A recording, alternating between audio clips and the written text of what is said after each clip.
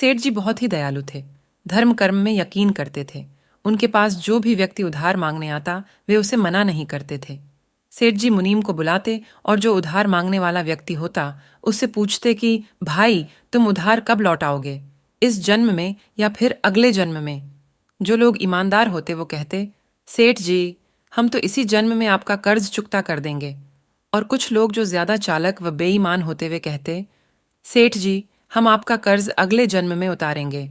और अपनी चालाकी पर वे मन ही मन खुश होते कि क्या मूर्ख सेठ है, अगले जन्म में उधार वापसी की उम्मीद लगाए बैठा है। ऐसे लोग मुनीम से पहले ही कह देते कि वो अपना कर्ज अगले जन्म में लौटाएंगे, और मुनीम भी कभी किसी से कुछ पूछता नहीं था। जो जैसा कह देता मुनीम वैसा ही बही में लिख लेता। एक दिन एक चोर भी सेठ जी के पास उधार मांगने पहुंचा। उसे भी मालूम था कि सेठ अगले जन्म तक के लिए रकम उधार दे देता है। हालांकि उसका मकसद उधार लेने से अधिक सेठ की तिजोरी को देखना था। चोर ने सेठ से कुछ रुपये उधार मांगे। सेठ ने मुनीम को बुलाकर उधार देने को कहा। मुनीम ने चोर से पूछा, भाई इस जन्म में लौटाओगे या अगले जन्म में? चोर ने कहा, मुनीम जी मैं यह रकम अगले जन्म में लौटाऊंगा। मुनीम ने तिजोरी खोलकर पैसे उसे दे दिए।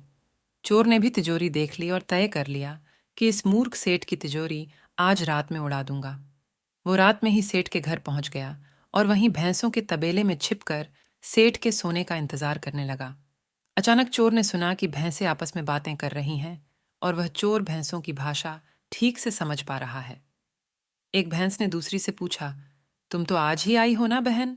उस भैंस ने जवाब दिया, हाँ आज ही सेठ के तबेले में आई हूं। सेठ जी का पिछले जन्म का कर्ज उतारना है। और तुम कब से यहां हो? उस भैंस ने पलटकर पूछा। तो पहले वाली भैंस ने बताया, मुझे तो 3 साल हो गए हैं बहन। मैंने सेठ जी से कर्ज लिया था, यह कहकर कि अगले जन्म में लौटाऊंगी। सेठ से उधार लेने के बाद जब मेरी मृत्यु हो गई तो मैं भैंस बन गई और सेठ के तबेले में चली आई। अब दूध देकर उसका कर्ज उतार रही हूं। जब तक कर्ज की रकम पूरी नहीं हो जाती तब तक यहीं रहना होगा। चोर ने जब उन भैंसों की बातें सुनी तो होश उड़ गए और वहां बंधी भैंसों की ओर देखने लगा। वो समझ गया कि उधार चुकाना ही पड़ता है, चाहे इस जन्म में या फिर अगले जन्म में उसे चुकाना ही होगा। वह उल्टे पांव सेठ के घर की ओर भागा और जो कर्ज उसने लिया था उसे फटाफट मुनीम को लौटाकर रजिस्टर से अपना नाम कटवा लिया। हम सब इस दुनिया में इसलिए आते हैं क्योंकि हमें किसी से लेना होता है तो किसी का देना होता है।